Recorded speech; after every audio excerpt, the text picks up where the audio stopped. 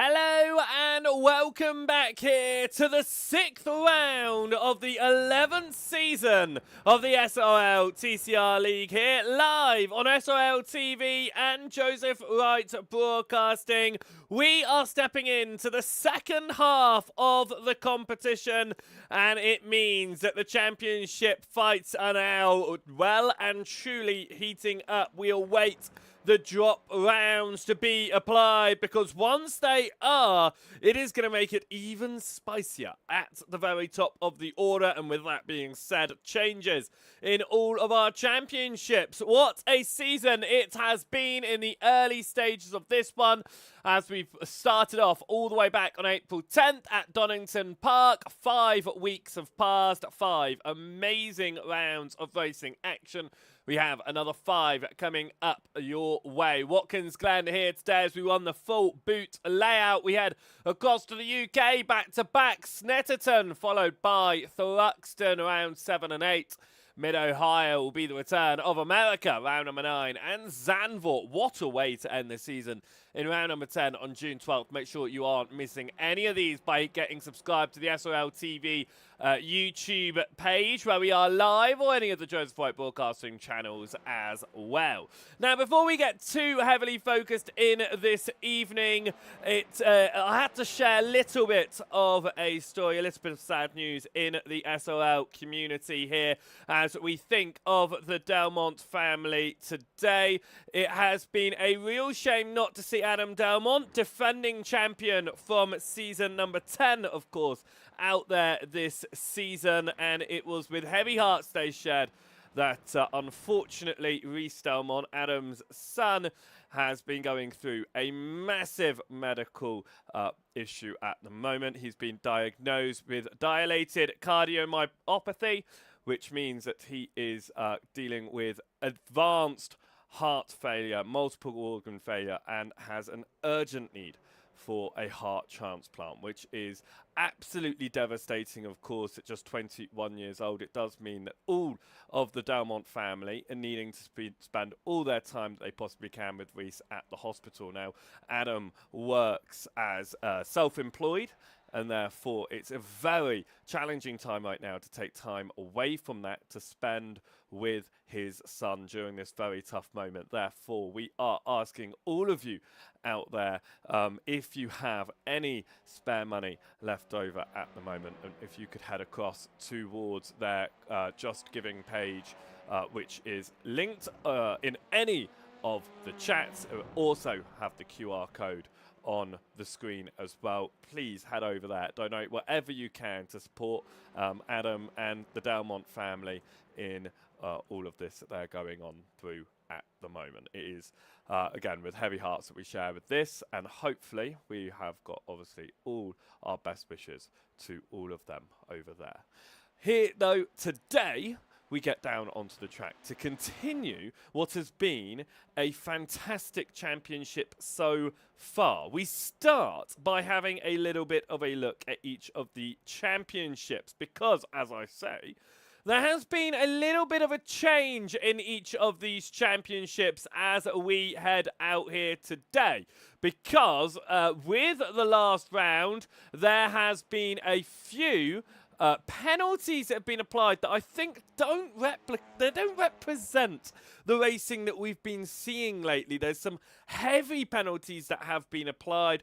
There's some penalties that have been applied from intentional contact to gain instant points, and intentional wrecking as that as well. I won't mention names out of that one. Of course, they're all over in the documents that's been put out. But what it does mean is we've seen our first ever Tier 4 penalty that has been applied, and I'm looking here today whether the driver is getting back down onto the track, and I can't see him out there right now. Again, I'm not going to put that out there onto the live broadcast just at this point. However, if you do want to check it out, head across to our Discord for the SRL TCR League, and you can find out who is getting penalties for what. There were quite a few out of last week's races, and counting them, in fact, there were 10, 5, in each of them, with quite a lot of penalty points being taken off in the end. And what that does mean is drivers are having to deal with those deduction in points. But outside of the penalties, last week's race just in itself created a whole host of changes. Some poor races for some big names in each of the championship standings. What it does mean, if we have a look though at your amateur field, now Matt Pierce has come out of the woodwork in the last couple of weeks in your amateurs. He has gone 4 races, back-to-back race victories. In the previous 4 races, he won both of them at round 4 at Silverstone. He won both of them at Imola. Will he go on to win both of them again here today? Well, he's 3rd fastest in the amateur field right now, but he's only 1.5 tenths of a second off of the fastest in the amateur field. So Pierce does have an opportunity to go 6 back-to-back. He's already the most winningest driver in your amateur field this season with 4. Luke James, the only other driver to have taken more than 1 win. He's taken 2, but he's down in 7th in the championship. He's not been here all season long. Christian Larson is only 10 points behind Matt Pierce. Larson himself has actually not won a single race in the amateur field, but his consistency has placed him up in 2nd position in all of this one. Torburn Mail is only a single point behind. Now, if we remember last season, Torburn Mail was tied on points with his teammate Vegard Olsen-Lear halfway through that season, and he fell off in the second half. He'll be hoping this season he will not fall off in the second half of this championship. Chris Evans sits in 4th position in the championship right now. A little bit of a jump behind, about 18 points there, down to Chris Evans. Then it's Joshua Syme. He's taken, he's going to take a bit of a hefty penalty in one of his next races due to an incident in last week's event. He's only 1 point clear ahead of Per Harvard Hafstad at the moment with 162 points. Another jump down to 2-time race winner Luke James. He sits in 7th right now ahead of Scott Malcolm by a single point. 11 points further back as Kevin Marshall say, and then 13 back to Lewis McCaig. I mean, this is a very close championship fight if you think about it. Not just from the top, but I mean, it's 100 points, only 100 points, separating your top 9. Now, if you flash back to last season, 100 points was the gap between 1st and 2nd in most of our championships. So the fact there's 100 points separating 1st to 9th is absolutely crazy in this amateur field right now. So that's going to be interesting to keep an eye on as the season continues, of course. At the back end of the amateur standings, then, you have Shamoy Samuel, 76 points. Andy Littler with 35. Michael Gagnon yet to get out there this season and get any points to his name. We then take a step up into the Pro-Am Championship because Thomas Coombe is up into the top of that one. Now, of course, Coombe has stepped into the stepped into the Pro-Am standings from the amateur standings last season. Coombe was runner-up last season. Henschel won the amateurs back in season number 9.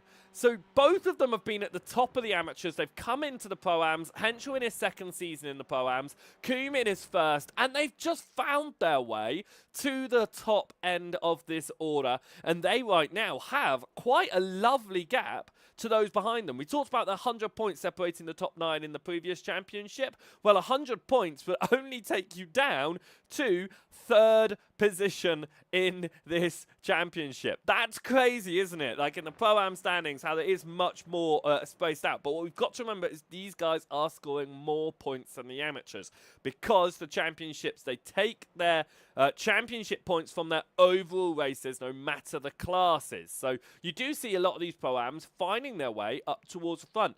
Paul Hurley, though, is, you know, inside that championship fight for pole position number 197 machine. He could be in with that championship fight. Only 55 points behind Thomas Coombe right now. He's got to pull himself back up there in the second half of this season. Behind Gesdow and Olsen-Lear, they found their way past David Price. They're 4 points separating them, but as I say, over 100 points off the championship lead.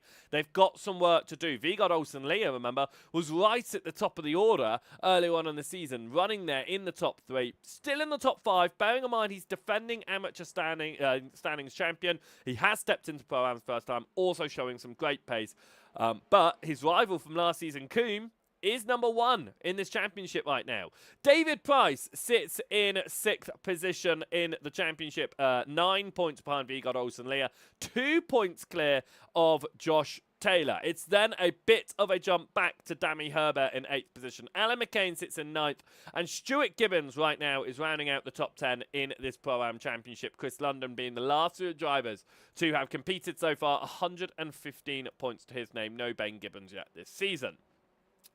We then go and have a look at this semi-pro standings. This class was introduced last season. Remember, Daniel Lewis, sorry, not Daniel Lewis. I've just read his name as I'm looking down my my sheet of all of my my list of things over there. What I meant to say was Daniel Downing has took that semi-pro last season by a dominant margin. That dominant margin is slowly going the way of Bradley Sellers. Sellers has taken 2 class victories and an overall race victory back at Silverstone race number 2. So there is some really good pace there from Sellers, from Bradley Sellers, and he is finding himself almost 60 points clear of Tony Walker. Now, Tony Walker won the Pro-Am Championship, which is the step below this, 3 seasons ago, season 8. Of course, there was no semi-pro standings at that time. That semi-pro field has been heavily stacked for quite some time. Season number 9, definitely so. We split off into the semi-pros and the Pro-Ams into 2 separate classes last season. It has created some great fighting.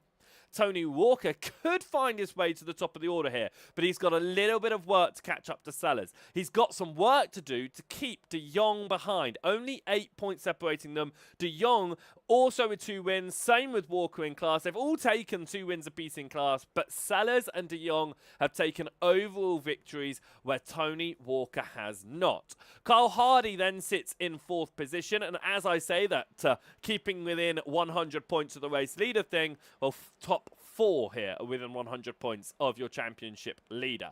JB Dejay is doing a great job of holding on to a top 5 right now. He's got 5 points ahead of Demis Titchler with 363 points, 10 points further back to Daniel Lewis. It's then Craig Walters, 330, 11 points clear of Simon Mouldercleave, who sits only 2 points ahead of Fraser Geraghty. Marky Mikalainen then sits in 11th position in the championship ahead of Dec Crowther. There's 5 points separating them. It's then a massive jump down to Peter Van Gool, but the reason being Peter Van Gool did swap over into a new car. He's getting used to that new car as well.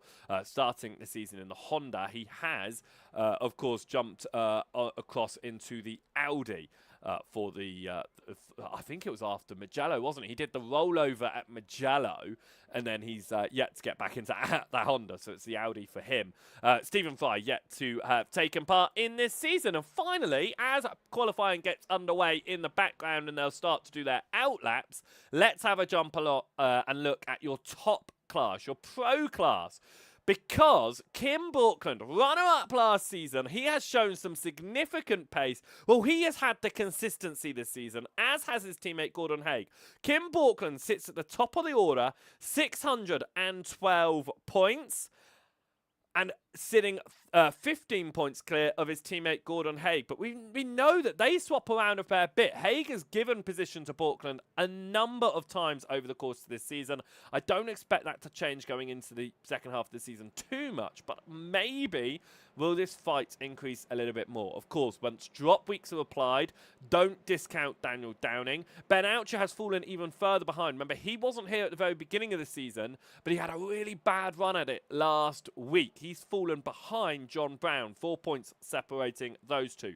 Dan Mould, he's out there again, not having the best of seasons this season, but just trying to get as many places as he can. He has taken 3 pole positions, of course, 3 overall race wins, but the consistency has not gone the way for Dan Mould. Then it is Chris McIntosh sitting in 7th position, 12 points behind Mould, and then a massive jump down to Mark Draper, and then again to Braden Sagasat. Jack Brown stepping back from the championship, but he does round out the top 10 ahead of Samuel Sproul, and Luke Woodhouse yet to get down onto the track as well. And then finally, in your team standings, which I can't get up onto the board for you, it is onto the screen for you, I should say, is Sim Racing Norway by Polly Akemi, teammated, of course, by Gordon Haig and Kim Borkland. They are the top of the order in the championship. Unsurprisingly, they're both at the top of the pro standings. SRL Green are then holding closely onto second position, 811 points ahead of Hydro Race Racing Forces with 778. We do introduce the team Cool Camel Racing, run of course by Matt Pierce. They have stepped onto the board now. They're 17th position, but Matt Pierce, the only team out there with only one driver to his name. 227 points, all coming from him, but he does get himself ahead of Crest Autosport and, of course, Area Motorsport, who have not competed. So, interesting way to look at each of the championships. They are going to change, of course, after tonight again. Who is going to be leading each of those? Well, it is anyone's guess at the moment, because we have had a mix of different race winners in each of the different classes. In the 10 races we've had so far, no driver has won their class more than 4 times, and no driver has won overall more than 3. Right, as you can see, drivers are out there and they are getting on their qualifying laps, which means that we can start to have a little bit of a look at how they are doing. Paul Hurley then, he's sitting pretty in the championship for himself in the Pro-Am standings. He's sitting 3rd. He does have a little bit of work to do to get up towards the top end of the order, but we shall have to wait and see what he's able to do over Lucas Henschel and Thomas Kuhn, who of course been very quick out there throughout the course of this season as well. Kuhn, I mean, taken 4 class victories this season. Henschel's taken 2. Paul Hurley's in 3rd in the championship. He's not actually won the class, he's not taken a class win at all this season. So he's just been there through pure consistency, great overall positioning. So yes, might not have taken over class victories, but he's been there in some strong results overall, and it has led to him having some lovely results over the course of the season. It does mean that Paul Hurley does find himself 3rd in that Pro-Am class, of course, and it will be interesting to see what he's able to do. And if you're interested in how they're all stacking up overall as well, Kim Borkland is leading the overall championship. No surprise there. Bradley Sellers, your leading semi-pro, is 4th overall in the championship, which I think is a very, very strong position. Thomas Kuhn, your leading Pro-Am, is 13th overall in your championship. And then finally, Matt Pierce is sitting, amateur championship leader, is currently sitting, I'm trying to find him here on my order, on my list. I cannot see him on my overall championship. Matt Pierce is not on my overall championship. Interesting. However, if I'm not mistaken, his points would put him... I think they would put him in potentially, just trying to figure it out here, maybe 25th position his points would put him in. I think 25th. Yeah, for some reason not on our overall championships that I can see on there. However, looking as qualifying is going on here, it's a decent result there for Paul Hurley. He's 10th overall, and of course we've got our class standings there. So let's, on our bottom there, as that always gets reset no matter how many times I do this. Let's make sure it's showing our overall positions. There we go. Demis Titchler will be looking to try and get some good results in, and he's got some support in the chat as well from Ronald de Jong, celebrating his teammate, of course, Demis Titchler, trying to get some points, some good points onto the board once more. Daniel Downing looking to try and make up for last week. Did not have the results that he was hoping for a week ago, but can he find his way back towards the front of the championship after today? Of course, Imola was a difficult round for so many drivers. There was a lot of incidents. There was a lot of cars struggling around what was a very tight track. And I do think Imola was probably driver's most hated circuit of the season, I would say. Of course, Snetterton's next is, I think, quite a fun one. Thruxton, I think, is probably going to be one of the best ones. But, I mean, Zandvoort, end of the season. What an end to the season. I don't think you can get a better end to the season, actually, in this this league. We've seen Zandvoort before. A couple of seasons ago, it proved to have some absolutely phenomenal racing. So, I cannot wait to get back down into the Netherlands once more. It's the Blitz boys are out there together, putting in some laps as they head out of the boot. We look at Henschel here. I would say dragging his teammate around. He's not dragging his teammate around, of course, but he is pulling Chris London around at the same time here, and they're giving each other a bit of a tow, and that's what you need. Of course, you do have the boot section, which slows you down a bit. However, for the majority of this track, you're going to want the tow, especially in the qualifying session here. And both of these, if you actually look, they are in their own little voice chat compared to a lot of the other drivers that jump in together. A lot of drivers also don't jump into a chat. They like to go very competitive and talk to their teammates. But London and Henschel in their own chat as well out there, so are talking about how to run around. Dan Mould has found himself third fastest overall at the moment, and could he find his way back onto pole position? Of course, it's been a bit of a mixed bag for most drivers when it comes to pole position in the course of the season, but not for Dan Mould. He's taken 3 of the 5 poles. He took pole at Donington, pole at Nürburgring, pole at Silverstone. Can he find his way back to pole position here at Watkins Glen? Well, he's about a quarter of a second off of that right now. He's on a slow lap, just trying to find some space, maybe a bit of tow here. Is he going to pull in behind Carl Hardy for this lap? Yes, the number 62 machine is going to pull in behind Carl Hardy. We ride on board with Dan Mould for a lap of the Watkins Glen circuit here as we're about 10 minutes into this qualifying session. Mould comes across the timing line and up towards the braking point for turn number 1. You want to keep it inside the track limits here, of course. You can't push it over these colourful curbings. We then head up towards the S's. Turn number 2, keep it in tight through the banked right-hand corner. It's a very slight banking there as we continue to climb up the hill through turn 3 and into 4, the right-hand onto the back straight. This is why a tow is so important. You are just flat out, all the way out of turn number 1. Your foot is to the floor until you hit the brakes now for the inner loop. We go through the chicane.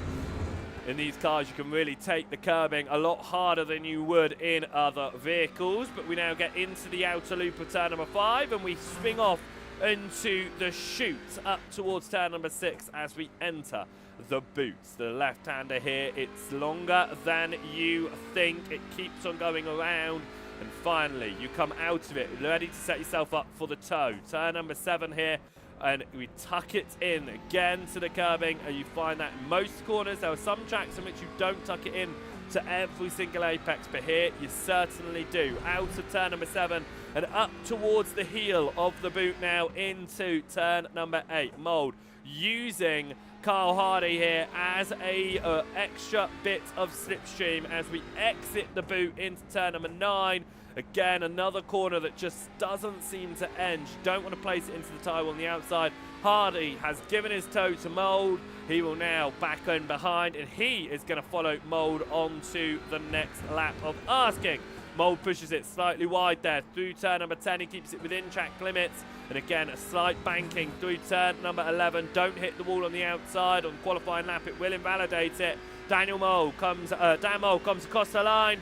And will it be faster than Daniel Downing or Gordon Haig? It will not. It is an improvement on his lap, but it is not enough to go faster than Downing or Haig at the moment. Do you know what I have just noticed as we look at who's competing here? There's no Borkland.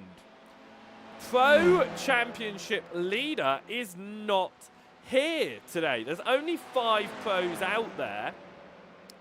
Ben Oucher right now is going to be wanting to do something. He's all the way down in 18th position here. But this is good news for Oucher. Remember, he wasn't here in the first week of asking, and he had an absolute dismal round last week. So I thought that that was going to almost drop him out of contention. But actually, without Borkland here, I think Haig could take the championship lead here. But Daniel Downing, he's second fast right now. He could do something if Haig has a bad weekend himself. He doesn't have Borkland there as support, and those two have been running together all season long. Like, they've just constantly been with each other, and now Gordon Haig is almost like he hasn't got his right-hand man. He is out there on his own. Now, that's not hurting him in qualifying, and it looks like he is going to go for back-to-back pole positions. But remember, Gordon Haig got pole position last week, did not convert it. It's a race win. He is the first time this season a driver who got pole position did not win either race. Kim Borkland last week is the first and only pro driver this season to have taken taken class victory in both race 1 and race 2. Now this continues to show us why Matt Pearce should no longer be in the amateur class. The Cool Camel Racing driver has found himself all the way up in 9th. The closest amateur is Christian Larson, 21st position. Matt Pearce is just going to dominate that amateurs, and I do think at this stage, of course, he didn't get down onto the track for the first time until after the classes had been readjusted, which meant that he missed the readjustment that I think would have put him up into the Pro-Ams at the very least. But he missed that adjustment, so it means that even though Matt Pearce is very dominant in that amateur field, I think we're going to see him remain in the amateur field all the way through to the end of the season, and I think that that is going to be untouchable for your other amateur drivers there. They're just going to have to fight for second if it continues the way it is, because Pearce is definitely the pace of the Pro-Ams. If not, you know, he's in the middle of the semi-pros there. I think the amateur class definitely not one that he should remain in. But with that being said, we're not going to discount the fact that he is doing an absolute fantastic job. No matter what class he's in, he's only 6/10 off of Gordon Haig right now. And I mean, the top 17 are separated by just a second. Which is absolutely crazy, and the top 27 are separated by less than 2 seconds. Chris Evans only just over that. Luke James 2.2 seconds, and for a lap time that is almost 2 minutes in length, that is an incredibly tight field. And I think that overall, as that is Fraser Geraghty who's had an accident through the final corner there, I think overall, you know, when you look at the spread of the field, this evening, I think, is the closest that spread of field has been. Yes, we've had the least amount of drivers we've had all season long. It does taper off as the season goes on, of course. However, there's still 29 drivers here, and look how close all those drivers are. I mean, that's incredible how they are doing out there. Carl Hardy used Dan Mould to great effect. He found his way up to the front of the semi-pros, 5th overall right now. As we just have a little look to see who's still out there. Bradley Sellers is still out there. He's leading the semi-pro championship, of course. But Sellers at the moment, 14th overall. He'll be looking to try and find some time in this last lap of asking as he comes around the final corner. Is he going to have enough time to finish this one off? As he comes to the timing line, he will not have enough time to get that one to the line. That means we are going to have a qualifying session complete, and we are going to line up for the first of our 2 races today. 20 minutes will go onto the board, and this is how they are going to line up. Gordon Haig takes back-to-back pole positions. Can he convert it into a victory this week? We'll have to wait and find out. Daniel Downing is going to be starting second alongside. It is Dan Mould who's sitting in 3rd position. John Brown in 4th. Carl Hardy is the fastest of your semi-pro field. They are 5th position. 6th is Josh Taylor, the fastest of your Pro-Am field.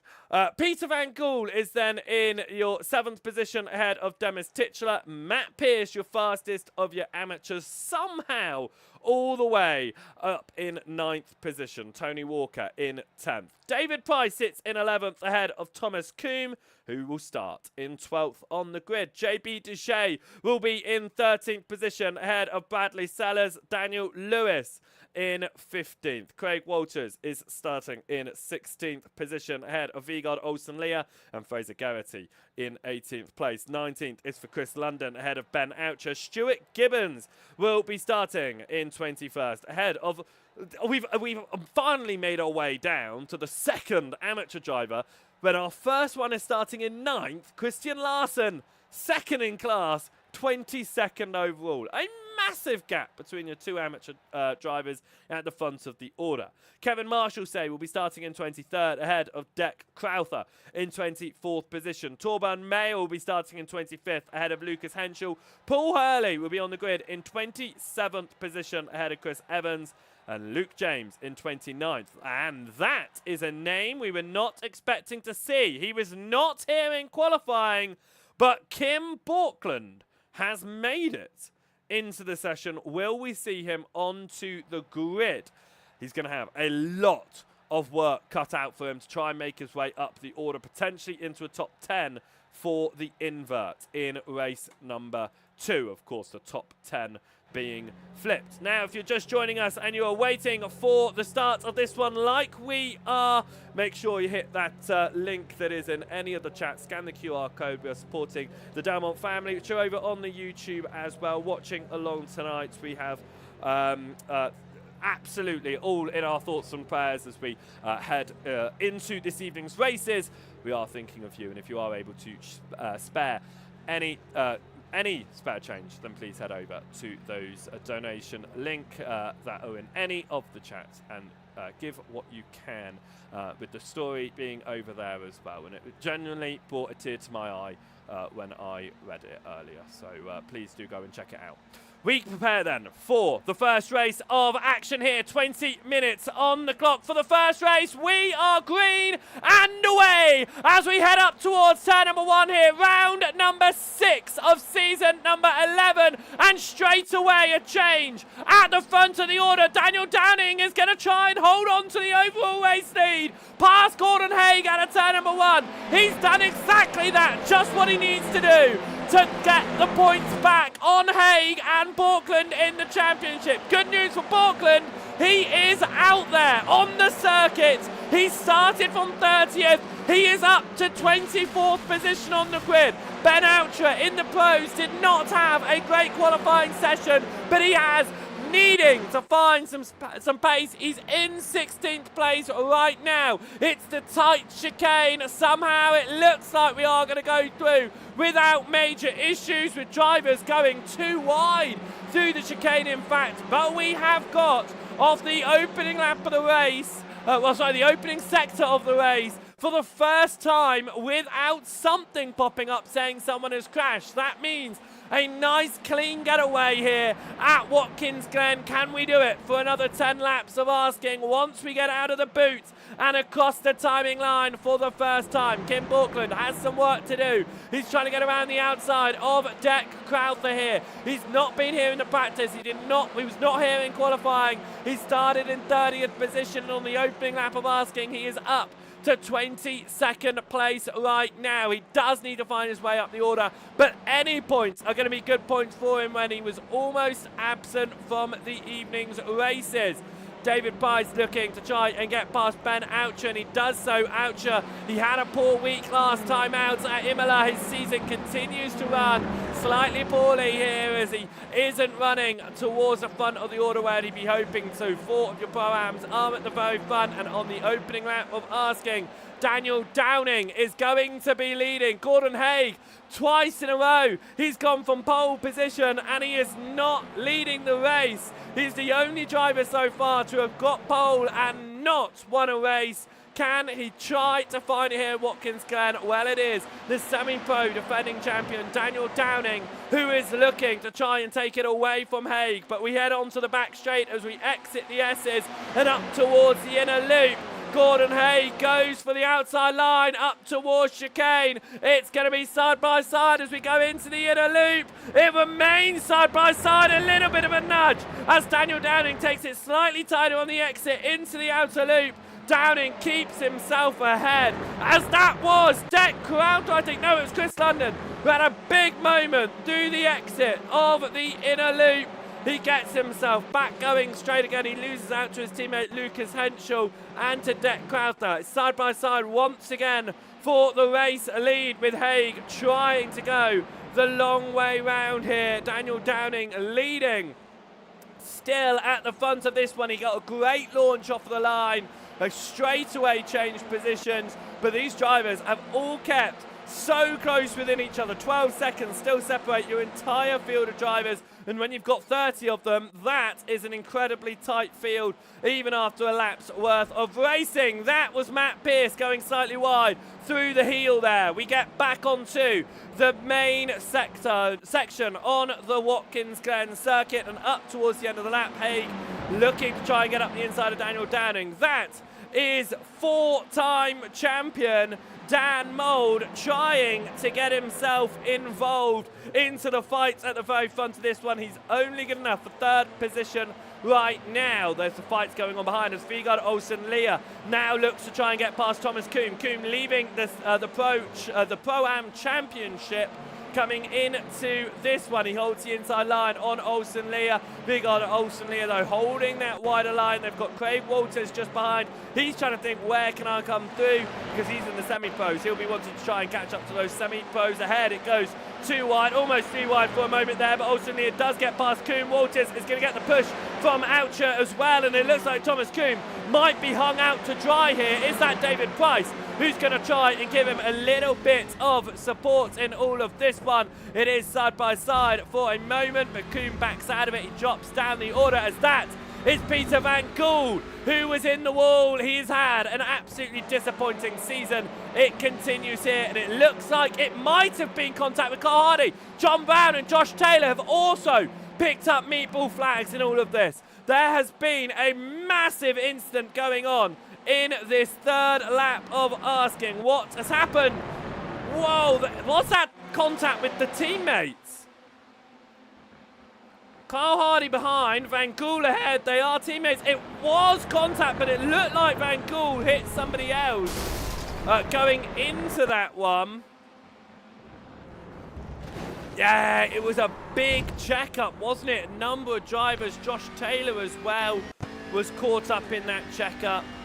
And it looked like John Brown was the other driver. So it was side by side for the race lead, in towards the inner loop.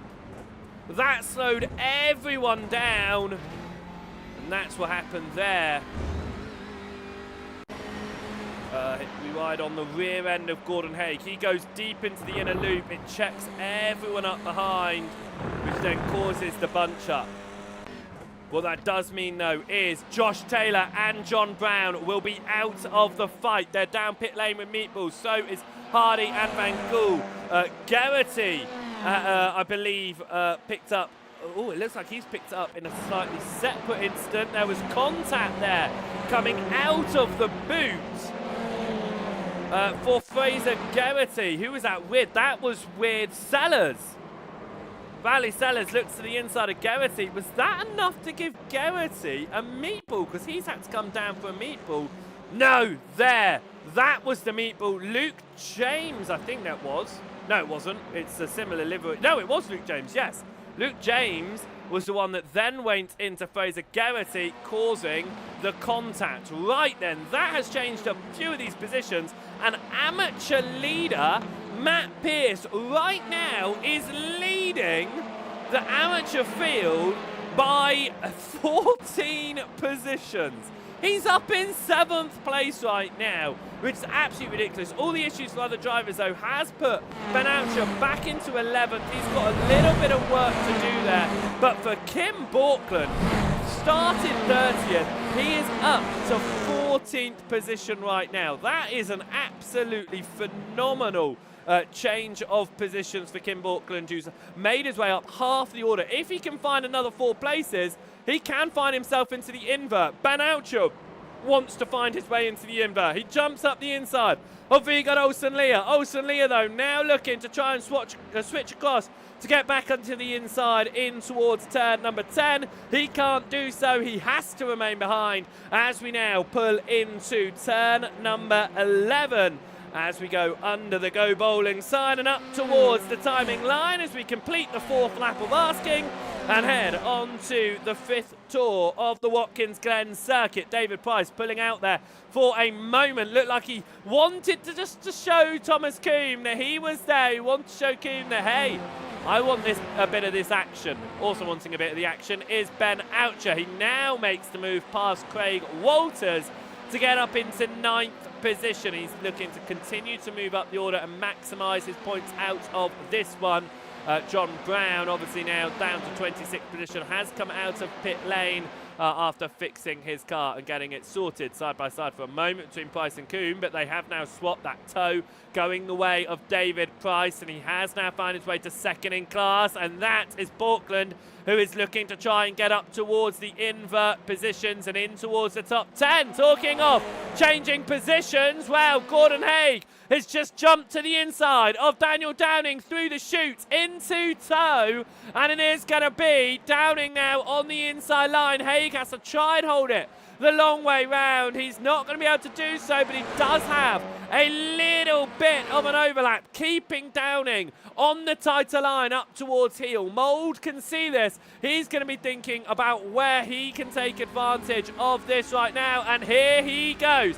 He goes to the outside of Gordon Haig. A little bit of a nudge there on the wider line. The 62 driver, one of the most competitive drivers I know, of course, alongside Adam Delmont, in how competitive they are, wanting always to be at the very front. And for Mould, it's not been his season for being at the very front of the order across the course of the season. 10 races so far. He's found his way to victory lane 3 of those times, but the rest of the time he's found himself falling down the order, issues, contacts, problems, but right now he's up there in with the fight for the race lead. Can he find his way past Haig or Downing? They remain in their order as it stands. Your semi-pro leader, Tony Walker, he wants to try and take that championship lead at the very top of the order ahead of Bradley Sellers, and with Sellers down in 15th right now and Walker up in 4th.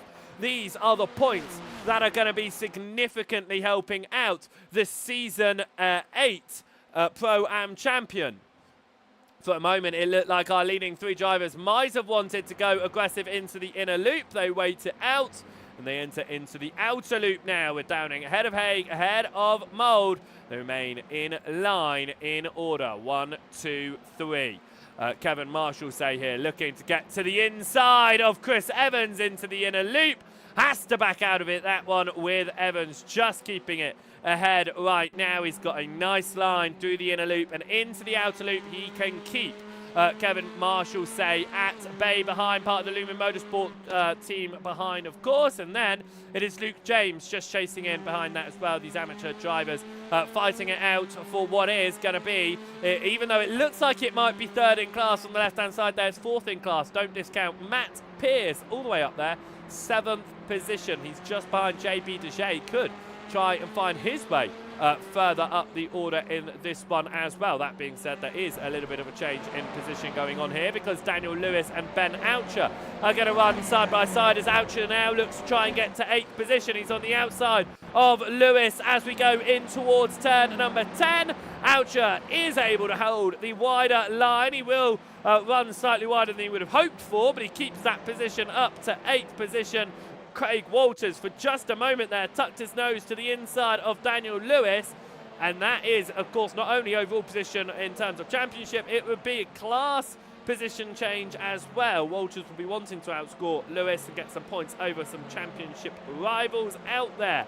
Out of the race so far, Fraser Geraghty and Peter Van Gool. They had a part of those meatball issues with the big checkup through the inner loop is what I wanted to say, and of course that meant that he did but both of them fell out of the race, but they haven't left the event, which is good news. We'll see them starting race number 2, albeit from the back of the order. for that one, but it should be a good little fight through. Of course, making your way through the order is not impossible. Kim Borkman's proving that.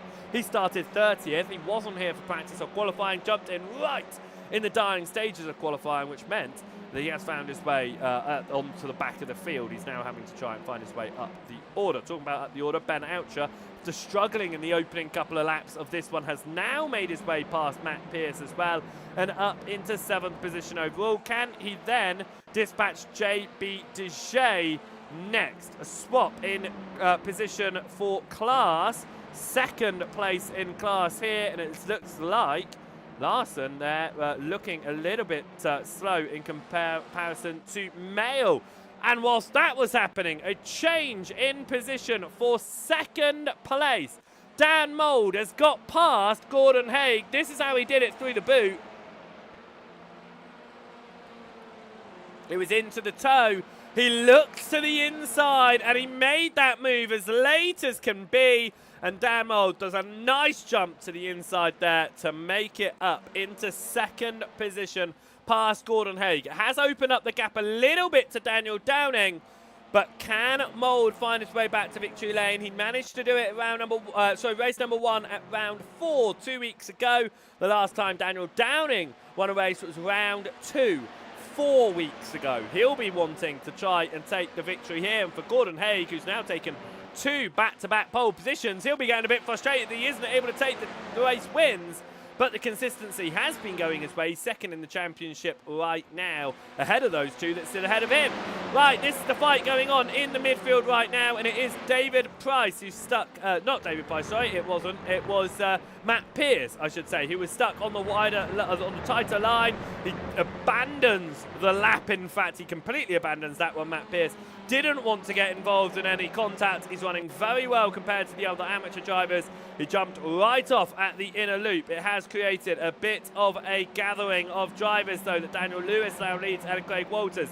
Vigard Olsen-Lear gets to the inside of JB Dejay, who was, shall we say, in 6th position not too long ago. He's down to 10th position. Matt Pierce has fallen out of the top 10. He's down to 13th right now. It is side by side. A little bit of a slide from Pierce there, as that was David Price getting onto the rear end of JB Dejay. They both moved to the right-hand side. Price moved to the left, but then realised he's got Kim Borkland to his left-hand side. Couldn't do that. Is it going to be 3 wide? Into the heel here? No, because Price is going to back out of it. Borkland's going to carry the speed, though. And that was Pierce for a moment. Looked like he was going to go into the back end of Price. He didn't do so. Borkland running a very wide line through the toe up towards turn number 9. No, he is going to keep it tight.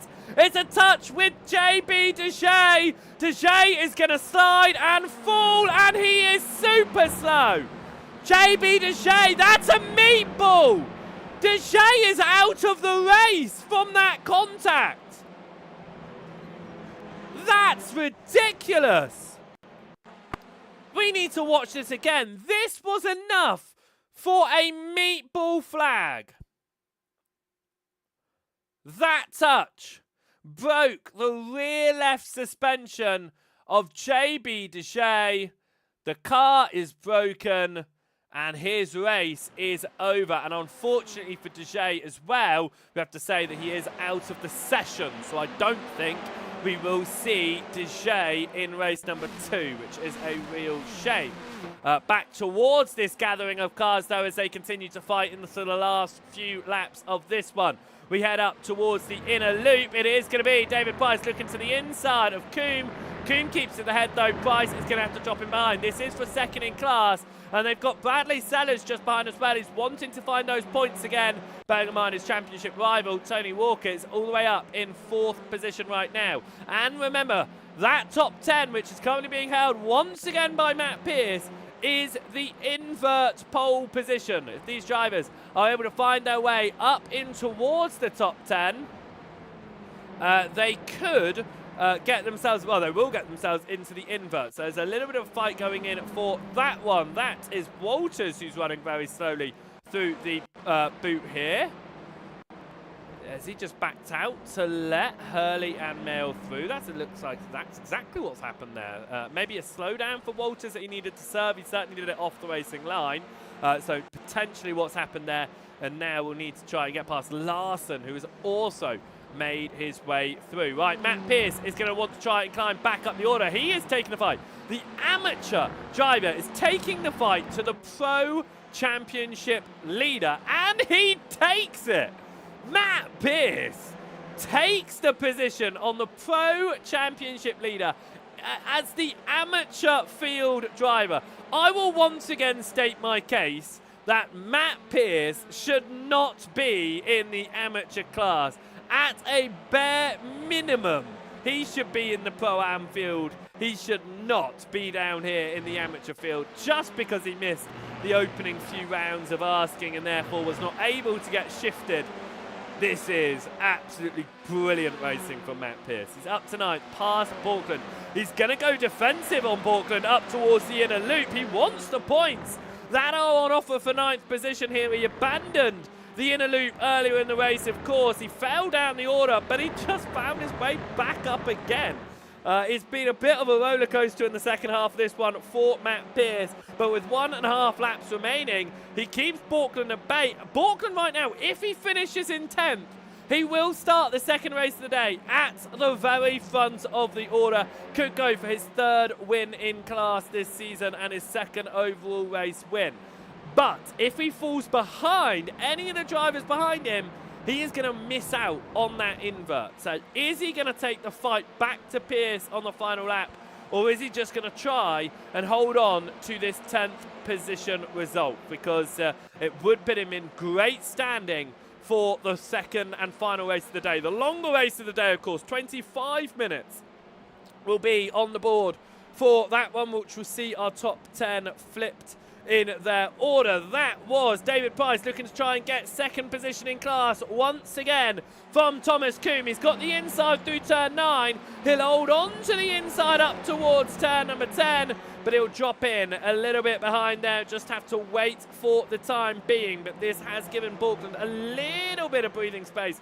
Once again in 10th position. We go on to the final lap of asking at the front of your order. Yes, it is 2 SRL cars, but remember they run under 2 different banners. We've got the SRL Purple of Daniel Downing. They sit 2nd in the team's championship, in fact. No, they don't. I get the wrong name. They're sitting in 4th, I think it is, in the championship coming into this one. And then you've got Dan Mould, SRL Rosso. It is 4th for SRL Purple. It is SRL Rosso down in 13th position. Of course, Dan Mould, Jack Brown. Mould's not having the best of seasons. Brown backing out the season early basically means that Mould is running a single-person team through this season, which is no surprise why he finds his team so low in the order. But he does push Downing through into the boot. Is he going to try and make a move in through the boot section of Watkins Glen? Is he going to try and make that move?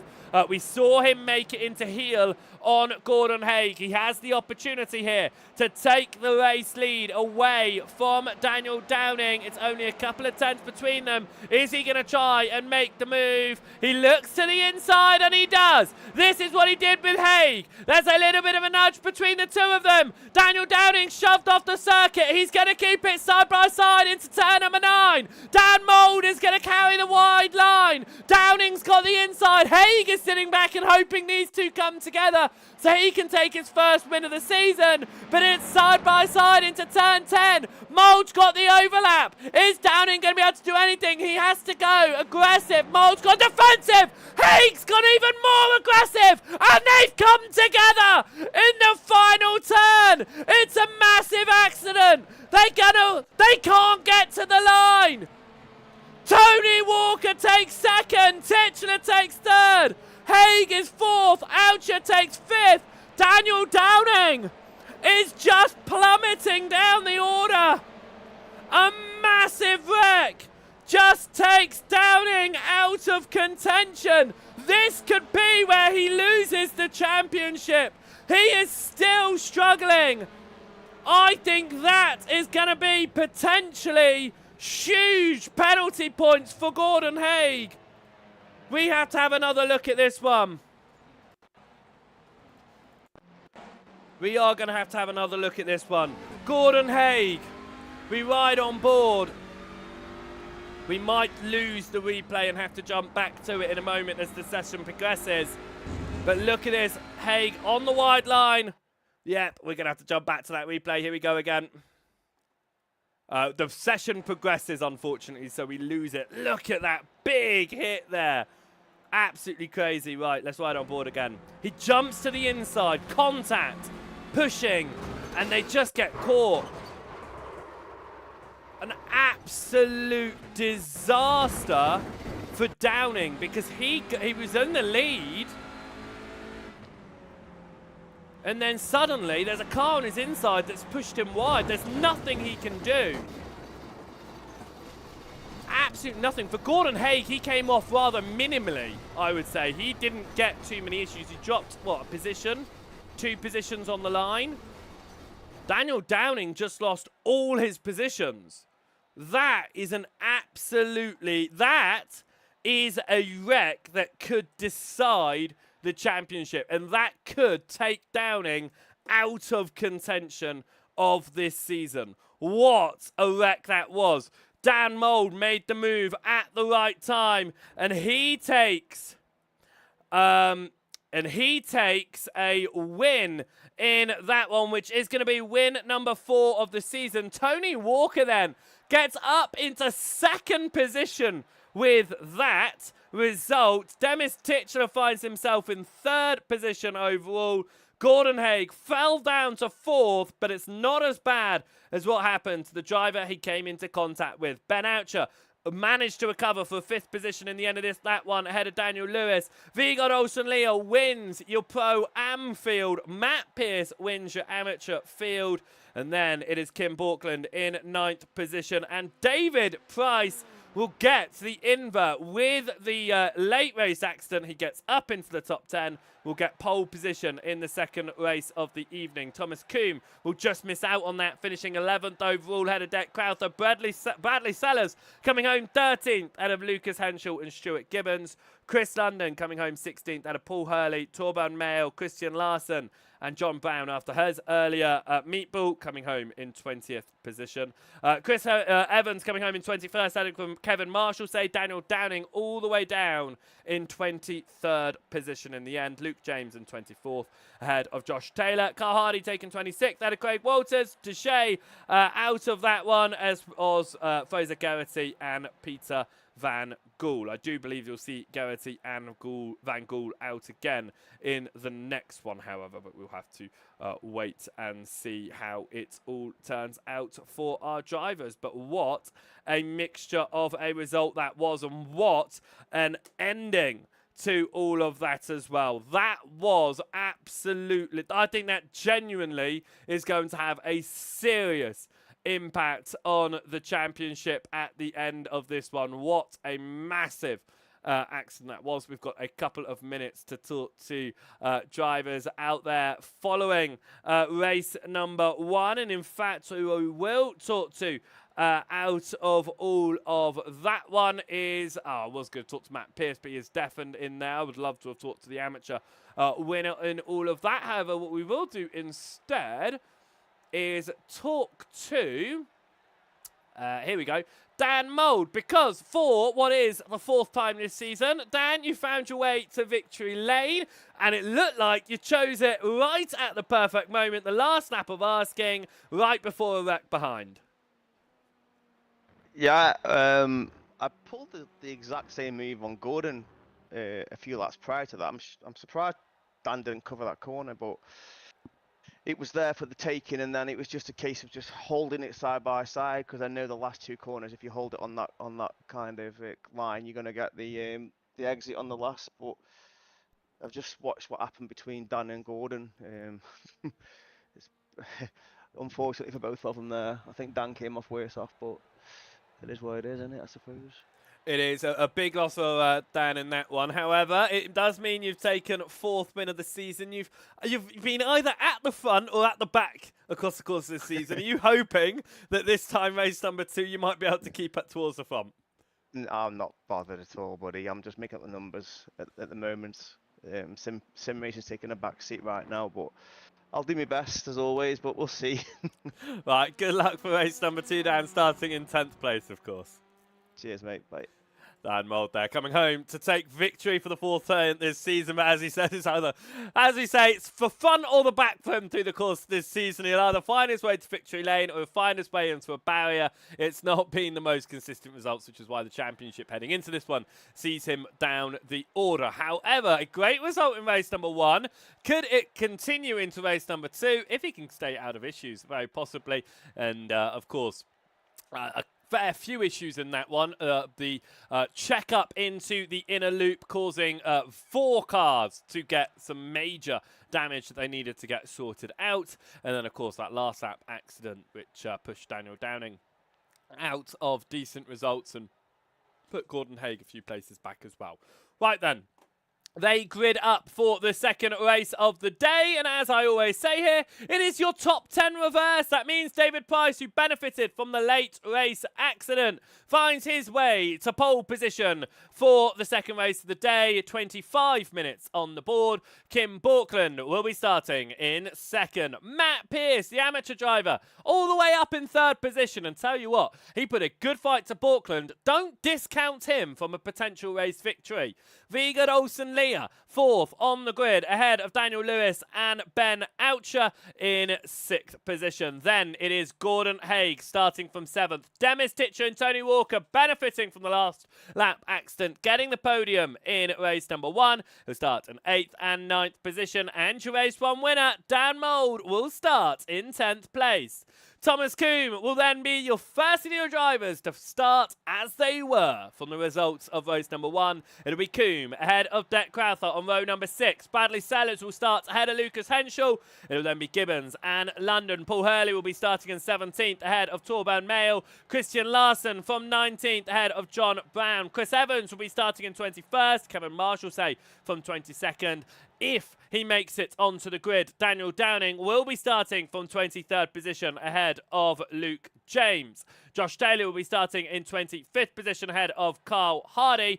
Craig Walters from 27th. Again, if he makes it onto the grid, we saw him leave the session after the accident in race number 1 that caused the meatball. JB Deshay would start in 28th place. Fraser Geraghty will be 29th on the grid, and Peter Van Gool will be at the very back of the order. We'll be hoping that he can get this one to the checkered flag. No matter where you are watching tonight, over on the SRL TV channels, over on Joseph Wright Broadcasting, we welcome you in here. And of course, before we get going for race number 2, I want you to direct you over to the links over in the chat and any of the broadcasting channels as well, as we are supporting the Delmont family. Adam Delmont, our season 10 overall and pro champion, of course. Well, his son, the 21-year-old Reece Delmont, is currently going through some medical issues that are causing some life-threatening issues for him, and there is support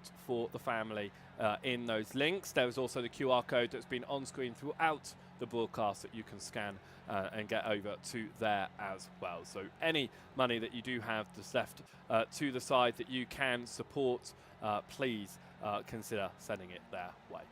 Right then, we prepare for race number 2. 25 minutes on the board for this one. David Price is going to be starting from the front of the field. Kim Borkland has just had an absolutely brilliant launch. And the pro driver, who started 30th in race 1, is leading. Turn number 1, race number 2. Ben Oucher looking to go to the inside of Gordon Haig for 4th position as we head up towards the S's on the opening lap. It's side by side between the 2 pro drivers. Haig comes out. No, that is Olsen-Leah running the same liveries, of course. That was Vigard Olsen-Leah, as Oucher's already keeping himself ahead of Haig. He is going to now have to try and keep himself ahead into the inner loop. Side by side behind there, and that is a big wreck coming into the loop behind. A number of cars involved in this one. A few others scattering as they try to figure their way through. It looks like Kevin Marshall, Chris Evans, Craig Walters were the 3 drivers there that were caught up in that wreck coming into the inner loop. We'll have a cast back on that one in a moment once we settle it down here on the opening stages of this race. Demis Titchler goes to the outside of Daniel Lewis, trying to keep it the long way round after starting in third position on the grid. Matt Pearce not getting the launch he would have hoped for. He is down to 8th position right now, but his closest rival, Torbjørn Mayer, is down in 19th. It's not like he's having a hard chance of keeping it ahead of all of those amateur drivers. This is going to be a battle side by side going on between John Brown, Lucas Henschel and Daniel Downing, as Downing is out there on the track looking to move up the order after falling down in race number 1. Of course, the defending semi-pro champion. He's been leading the Pro Championship for quite a lot of this season, falling down going into this week and now continuing to fall down after contact with one of his rivals, Gordon Haig. I do expect a penalty going the way of Gordon Haig after this one. I'm not too sure how heavily that will impact him in the overall championship, though. This is Downing to the inside of Henschel as we come through turn number 1. Downing does move into 16th position overall. As we jump back up towards the front here, because it is once again a slipstream run up towards the inner loop. Can Ben Antra try to make his move past Vegard Olsen-Lear here? He does look towards the inside. It's going to be side by side between the two. Antra gets himself ahead. Vegard Olsen-Lear now off on a slightly weirder angle. Through goes Gordon Haig. And here comes Tony Walker on a slightly wider entrance in towards the outer loop. He could be under attack from Dan Mould, who has got off the opening few laps without issues. Tony Walker, though, dives up the inside, and Vegard Olsen-Lear, it's flashbacks to last season where he was just constantly getting taken out. But he's found himself down the order as well. Tony Walker keeps himself facing the right way after a big dive on Vegard Olsen-Lear in that one.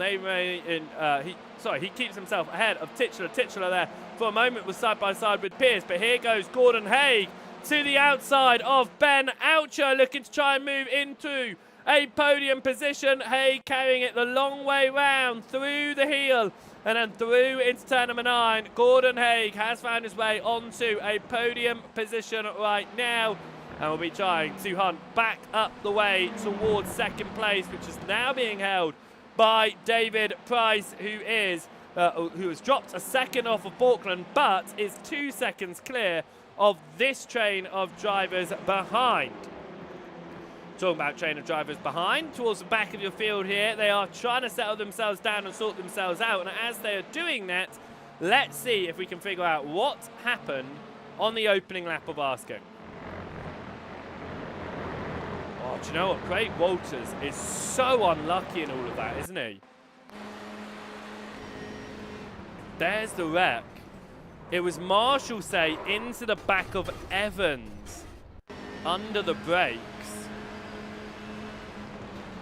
Yeah, Marshall say missing his braking point, goes into the back of Evans, and that just caused the wreck that we saw. There's the nudge, there's the big slam in the wall, and then it was just coming back onto the circuit, collected by Walters. And Marshall say luckily he was not collected by anyone else after all of that. But what an accident that was on the opening lap of Asking. A big one to deal with, but they have now made their way through. And we have completed the first 5 minutes of Asking. And as we come across the line, we would have completed the additional 3 laps that we'll have this race over our first one, because we're going to have 14 laps predicted for this one. Josh Taylor in your Pro-Ams, he's found his way all the way at the back of the order along with Peter Van Gool.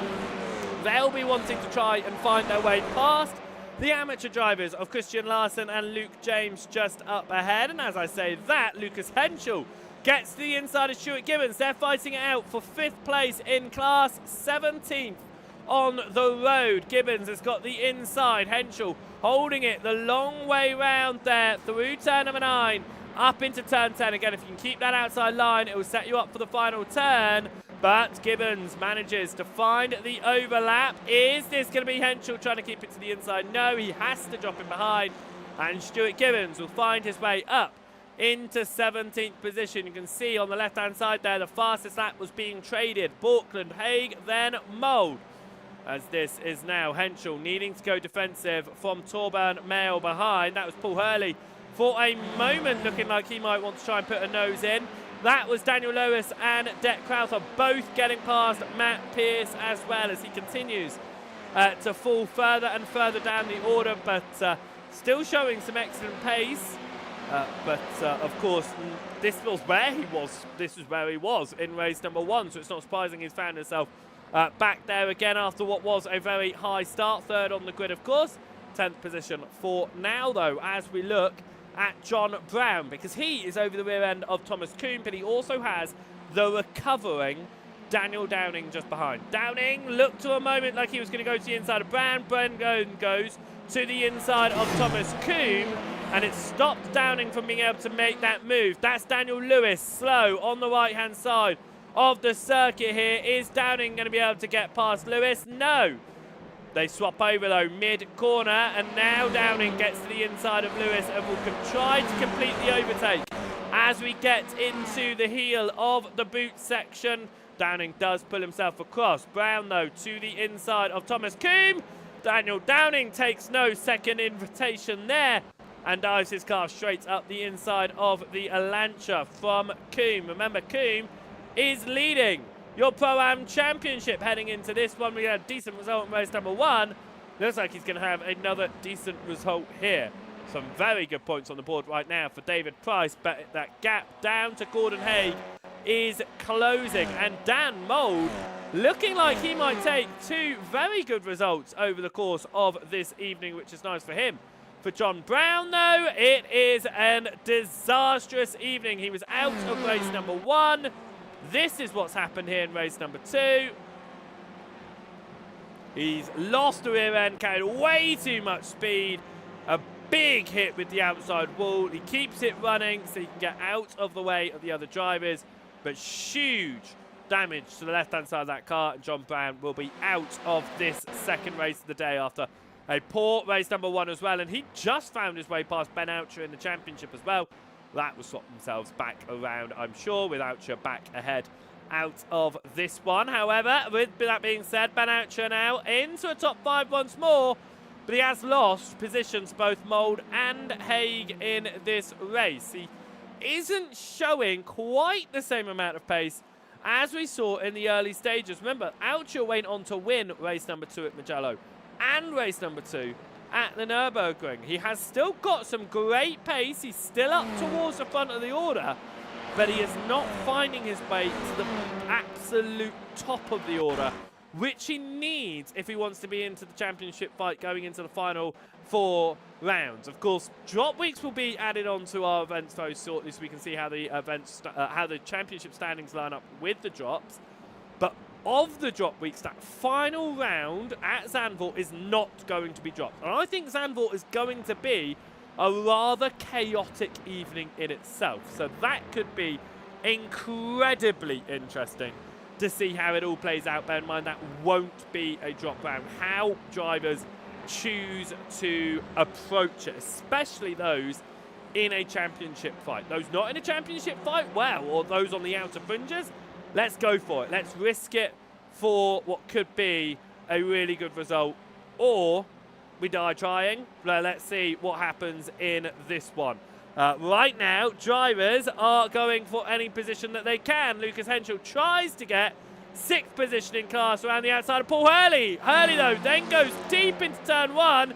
Henschel doesn't need another invitation to make that move through on the exit. And here comes Fraser Garrity now to try and take advantage on that one as well. Chasing in just behind as we ride on board with Fraser Garrity. Looking through, Paul Hurley looks to the right-hand side. He then moves to the left. Garrity has got his nose in.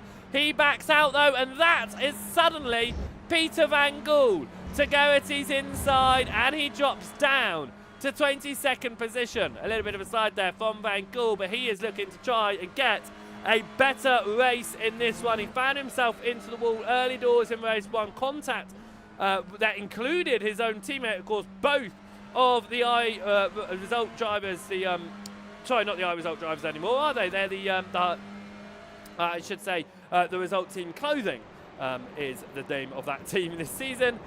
They came together a part of a large collection of drivers through the inner loop. Peter Van Gool did look to the inside there. Paul Hurley through the toe, but it wasn't going to be enough. But is this going to be enough? It was a late jump to the inside. Hurley going a little bit later onto his brakes, but gets it turned in nicely and keeps himself ahead as well right now. Paul Hurley in 20th position, looking to try and hold on to this 20th position because it's not the best of points, especially for someone who wants to keep himself involved in the championship fight in their Pro-Ams. However, it is still a decent result and one that will be some points to help him out in that overall fight as they come up now towards the timing line. This is Peter Van Gool to the inside of Paul Hurley into turn number 1. It's going to be side by side. Hurley is going to try and carry more speed on the outside. Van Gool keeps the speed on the inside. There's a little bit of a nudge through the exit of the corner, but it is going to be Van Gool ahead of Hurley. And here comes Fraser Garrity. And as he comes out of the S's, he is going to be pushing Van Gool on the right-hand side to try and get past Hurley as well. Van Gool now goes onto the normal line. It is side by side between Hurley and Garrity. It continues to be so, but Garrity gets himself ahead, and all of that was happening.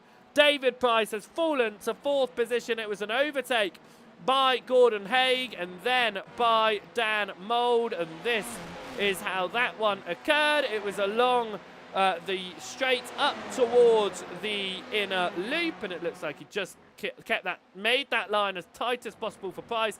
Price didn't back out of it though. He was definitely still within that fight, and then Dan Mould looked to try and take full advantage of Price falling down behind Haig, and it was up towards the chute in towards turn number 6. He got to the inside of David Price, and Price holds on to 4th, but now down behind your pro leaders. Ben Oucher will be wanting to try and dispatch David Price next as they come up towards the timing line, and with 7 laps done and a potential 14 on the line, we're looking at being halfway through the second race of the day here. We watched Stuart Gibbons coming through the final turn because he is in the middle of another train of drivers being led by Vigard Olsen Leo in 15th, Carl Hardy in 16th, Dennis Gibbons in 17th, and a male in 18th position as they come across the timing line. It looks like Gibbons goes for a later lunge there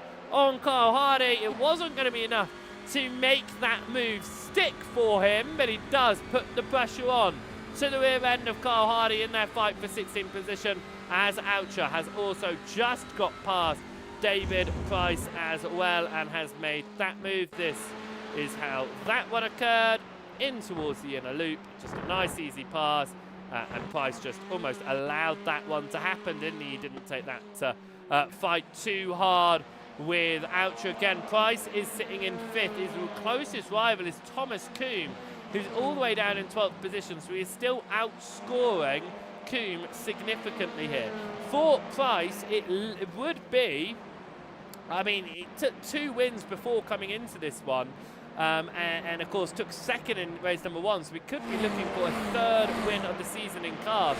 But Vigard Olsen Liam in race number 1, I should say actually, it was his 1st class win of the season, so congratulations to him from that one.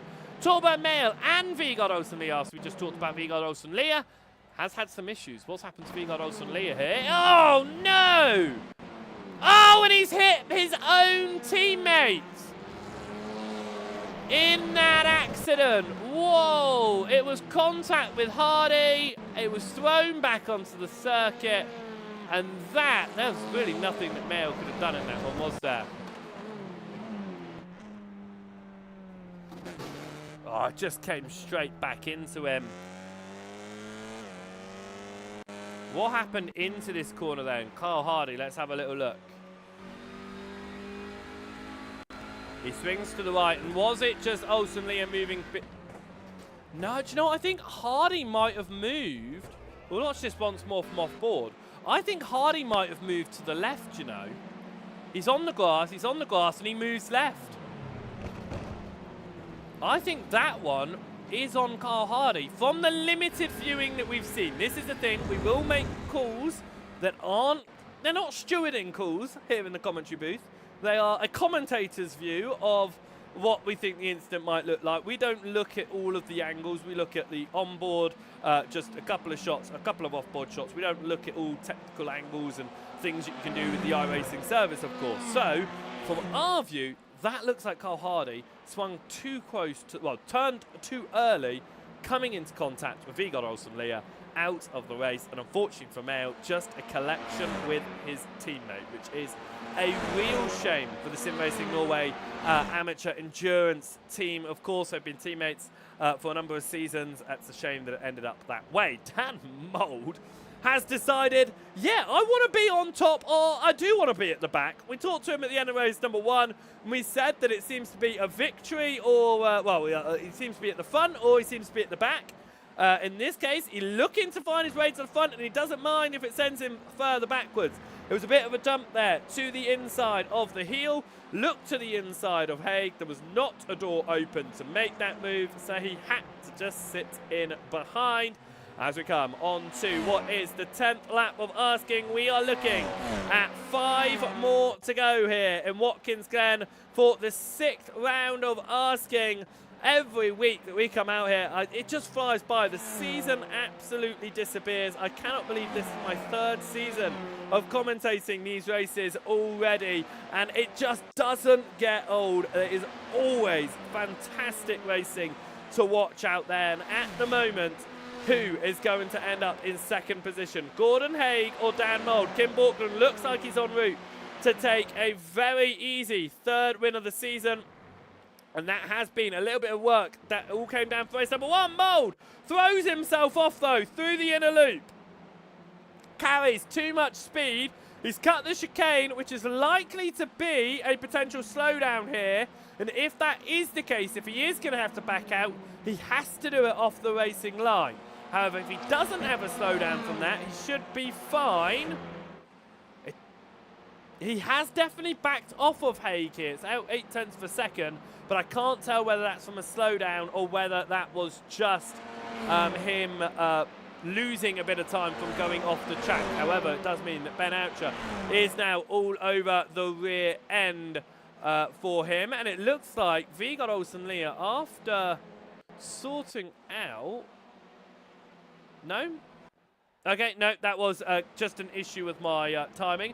It showed me that Viggo Olsen-Leia sorted out his meatball. He came back out, and then he sorted it out again. That's not the case. I think it looks like he's back in the server. That's why he originally left the server. He's back in the server. I think that's what's happened here.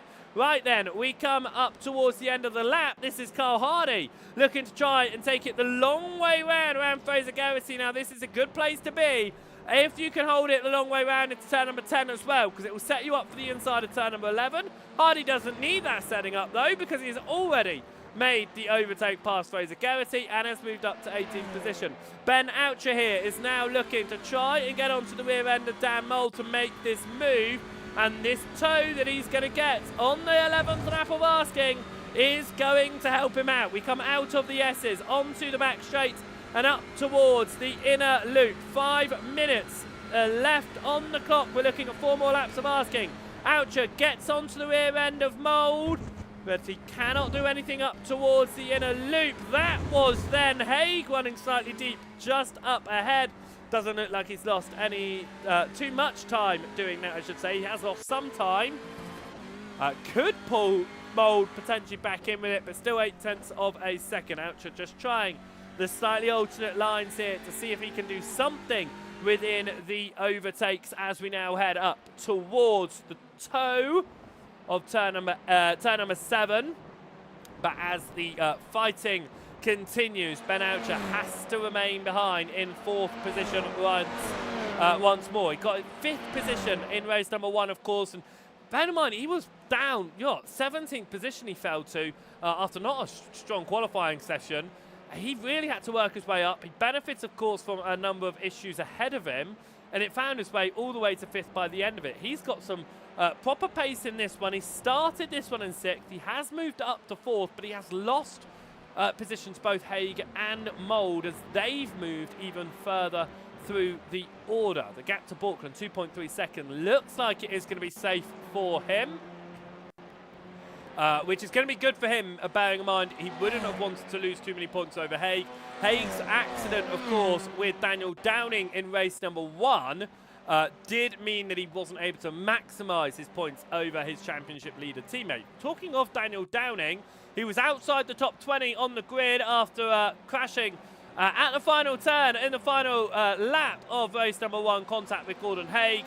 He fell out of the top 20, but he is now into 11th, looking to try and take a top 10 away from Bradley Sellers. And I think that will be a little bit of a nice ending for him by the end of this one, because he'll get something out of it, some decent points, but he does see his championship rivals all the way at the very front, of course. Tony Walker leading the semi-pros, comes together with Demis Titchener. Titchener cuts the course at the inner loop. He's now going to be completely off kilt there. Could this be an issue for him with slowdown and having to back away from Tony Walker? He's already lost a little bit of time. Is he going to have to give up any time that was gained through the chicane? It doesn't look like he gained anything through the chicane with that one. It was a little bit of a nudge with Walker, and he went off straight on that one. Matt Pearce is now looking up the inside of Bradley Sellers to try and hold on to ninth position, but Sellers is going to take it away. Here comes Daniel Downing, and Matt Pearce backs out of it. Daniel Downing lets the semi-pro and pro driver through. It means Daniel Downing gets some more points to his name in this race. David Price, your leading Pro-Am driver at the moment, has been doing a pretty great, actually, I would say a really good race. He's sitting in 5th. Yes, he's 2.5 seconds off those in front, but he does have a 5.5 second gap ahead of those behind. So he has got a nice, breathable working space behind him. No need to push it, just get it to the line, of which there are 2 more laps to go until that checkered flag is waved for our drivers. 1 minute and 48 seconds left on the clock as these drivers get across the timing line. But as Borkland crossed the timing line, there was just enough time to get in another lap after this one. Daniel Downing now makes his way up to 9th position as he gets past Sellers in towards turn number 1. Can he find anything more with the podium sitters of the semi-pro ahead of him? Daniel Downing has been pushing hard in this second race to try and find his way up the order and towards the front of this one, but well, I say towards the front of this one, just getting some decent points in this one.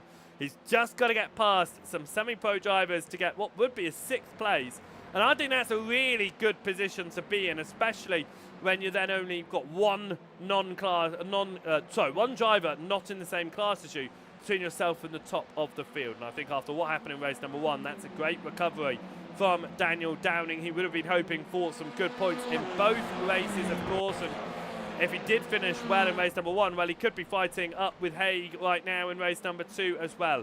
Again, it'll be interesting to see what sort of penalties are applied out of this one. We'll talk you through penalties once again at the start of next week, because those penalties do apply penalty points. And with Haig completing race number 1, he will get, I think, could be a tier 2 penalty. And that one, it was a last-ditch effort that caused major contact and it caused the driver to go from 2nd to 20, I think it was 27, no, it was 24th, wasn't it? It was a really low result in that one for Downing at the end of that one. Right then, the timer ticks to 0, but Borkland gets onto the white flag lap just as that timer does tick across. Now, Gordon Haig is not in the clear here. He has Dan Mould over the rear of him, and this is reminiscent of race number 1. It wasn't the fight between Haig and Mould, it was a fight between Daniel Downing and Dan Mould, and it wasn't a fight for 2nd, it was a fight for the lead. However, Mould on the rear end of Haig, he's already made the move once into the heel on Haig, he's made it twice overall in this race. Can he make it again? And this time in a fight for 2nd position. There's always potential. Dec Crowther all over the rear end of Demis Titchener, and that's Daniel Downing on the outside looking to try and get positions in this one as well. Downing stays behind. He knows what these points mean for his championship, and getting involved in a wreck on the last lap again is not the way to go. He stays where he is. Dan Mould, though, over the rear end of Haig as we come into the toe. He looks to the inside, trying to unsettle Haig on his racing line as we head up towards a boot. Could this be another dive to the inside from Dan Mould? He's a little bit further back than he was in both of his previous attempts. As we come up towards the heel, he has to stay behind as the gap continues to open up. But Haig does run deeper into the heel than he would have hoped for. Mould is onto the rear end. He's going to have to make a dive. Is he going to do a similar dive that Haig made into the final corner here? We come up towards turn number 10. Is Mould going to hold on to third? Is he going to try and make the move for second? He's going to stay in third position. He's not going to be able to make that move. Kim Borkland is going to take race victory for the third time this season, starting race 1.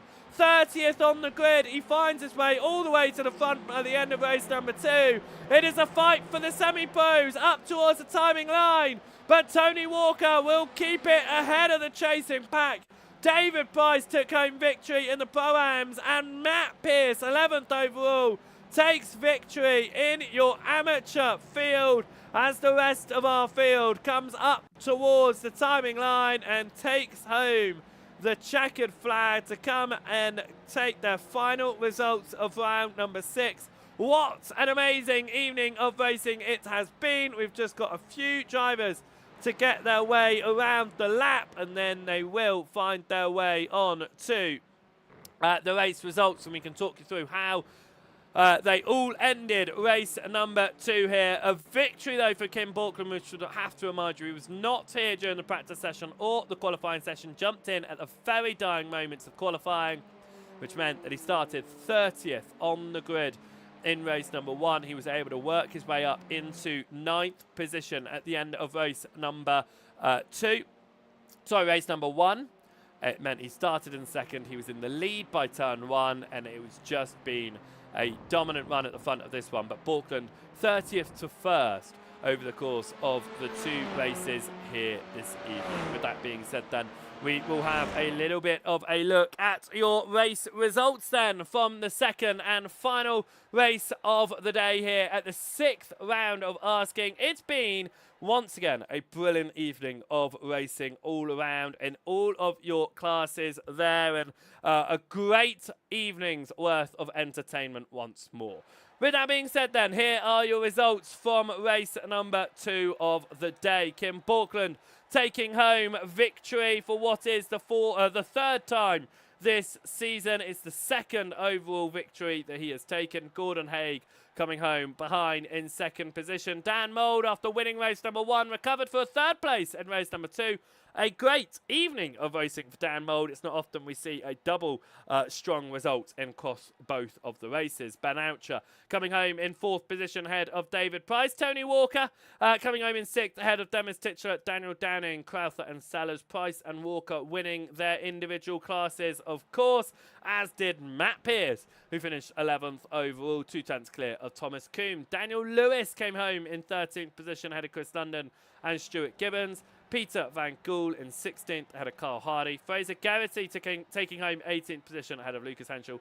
And Josh Taylor rounding out your top 20. Paul Hurley took home 21st in the end ahead of Christian Larson. Luke James in 23rd ahead of Torburn Mail. John Brown and Kevin Marshall say out of the race. Vigard Olsen-Lee after the big hit into the wall after the contact with Hardy. And then contact, obviously, that caught up his own teammate, Torburn Mail. Chris Evans was out early doors, as so was Craig Walters. JB DeJay did not get started in the final race of the day. What an evening's race that was then, and we will have a moment to talk through your interviews, of course, and talk through a couple of your drivers out there. However, as we talk about all of that, it is going to be Snetterton in a week's time, so make sure that you are joining us for that one. It should be a brilliant evening's racing once more when we head across to Snetterton. Right then, let's have a word with a couple of drivers at the end of that one, because it was a very interesting evening for a number of them, including your leader inside your amateur field. He has now taken 6 races back-to-back in class. Matt Pierce there, you have been doing absolutely brilliantly in the amateurs. I'm going to stand by my fact of you should not be an amateur. You should definitely be higher. However, you had some great fighting out there, especially race number 1. You took the fight to Kim Borkland. Yeah, so I've been called a sandbagger. It was basically the first few rounds. It didn't go well for me. I'm still it's first season kind of really racing TCRs, so I'm still kind of getting used to the car, and I'm terrible at launching it. And the first few rounds with the league, I couldn't get a handle of the car, and I had too many incidents. So I was talking to Dan last night, and when they had the reshuffle kind of early on the season, you won't even notice, you won't even mentioned going up into the next groups. And yeah, I'm kind of getting the feeling of the car now. Really, really enjoying it. But yeah, it's fantastic. And these guys are so quick. It's just a privilege to be on track with them, if I'm honest. Well, you had some excellent results over the course of both of those races. Of course, you took home 8th in race number 1. You took home 11th in race number 2. Not only is that great for your class championship, which you are continuing to dominate, but in your overall championship even, you are pulling yourself very high up the order in that, because you are taking such good points over the course of these last few weeks. Yeah. In that second race, I was chasing down Dex. If I'm honest, I don't really have the out and out of pace for the lads in the top 10. I'll hold my hands up to that one. But I was kind of just holding on to Deck. And I just hit it into the wall with 3 laps to go. And my wheel was about 30 degrees out. So that's why I kind of let the guys through and tried to hold on to that pack to drag me through to the end. But no, yeah. So I'm honestly, I'm really enjoying it. So it's a privilege to race with these guys, and yeah, it's great to be leading the amateur championship, first time doing a proper league, and TCRs, and yeah, it's great. Really enjoying it. Well, it's been absolutely fantastic. 6 wins in a row in class for you. Another double here today with an 8th and 11th overall. Congratulations and a job well done. Cheers, Japhis. Thank you very much, and really appreciate the streams. It's really good, mate. Thank you so much, Matt. There we go, coming home in victory again. Two races, a victory once again here today, and it was a 6 in a row over the course of the whole evening. Now, we've watched him racing around a fair bit towards the back end of the order this evening, but he has thrown himself into the mix, and he is in the mix of a Pro-Am Championship as well. Paul, you put yourself out there. You got some good racing. We saw quite a lot of you today. You had some decent results in your class. Could have done a little bit more, but the fighting was fantastic. Yeah, hi Joe. Yeah, but I do not enjoy this track, if I'm honest. But yes, on track, I had some really good battles. That was fun. So we turned up to race, and definitely had a race, that's for sure.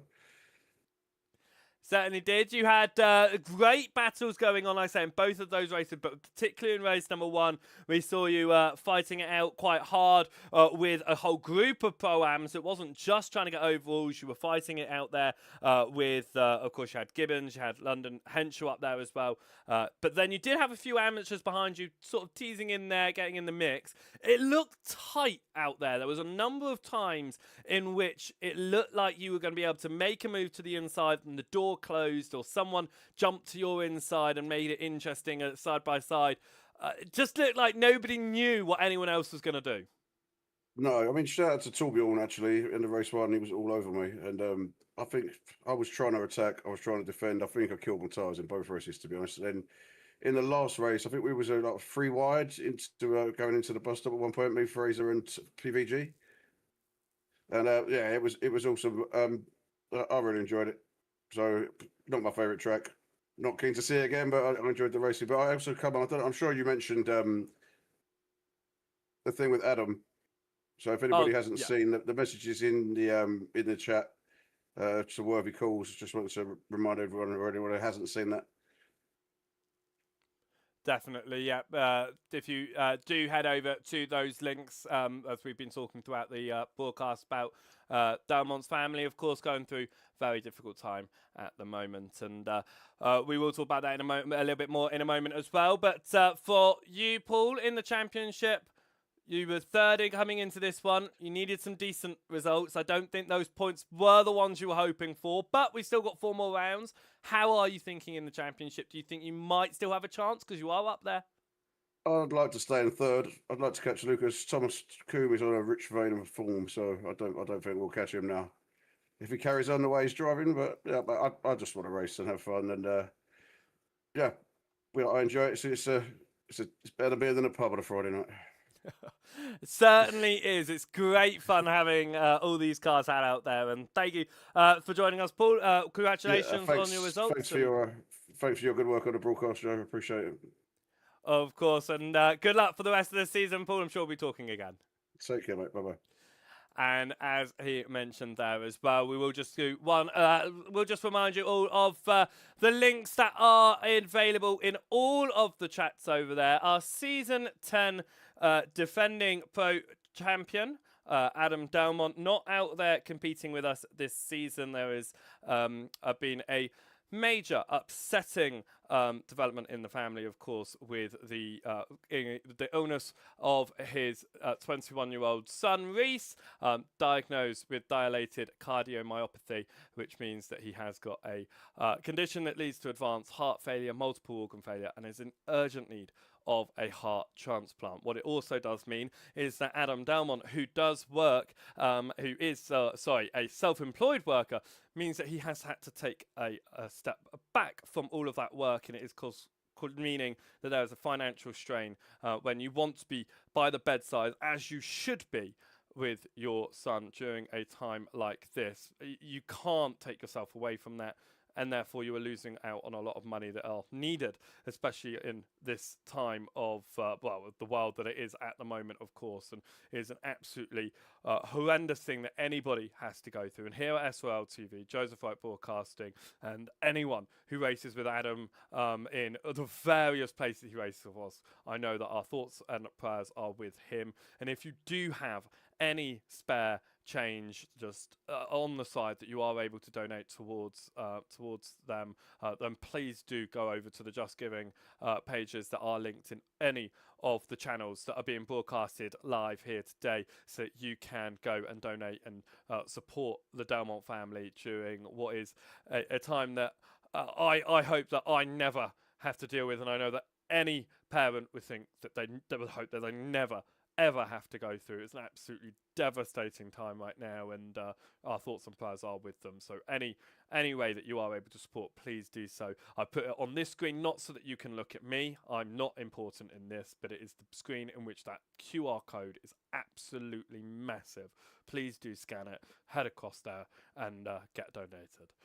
Right then, here though, it is a good evening and a good night from the SRL TV team. We will be back in a week's time. We head to Snetterton for the 7th round of competition, and if any of the previous 6 rounds, including tonight, have shown what sort of racing it is on offer here in SRL, then make sure that you are joining us. Join the SRL Discord so you can get yourself involved on season number 12, which will be getting started at the end of this season as well, with announcements I'm sure to follow within the next week or two. It's normally around this stage in which we do find out about the following season of competition. So keep an eye out, an ear out for all of those announcements. And if you're not already in the Discord, get yourself down there. It's where everything is. It's where place to be to get yourself onto the grid. And you want to do it as quickly as possible, because this grid does fill up super duper quickly. Right then, here then from the virtual Watkins, Glen, from SRL TV and Joseph Wright Broadcasting, we hope you have a fantastic evening, a fantastic week. We'll be back next Friday for round number 7 from Snetterton. And remember, please do head across to the links to support the Delmont family. Thank you so much for watching here. We will catch you next time. Goodbye.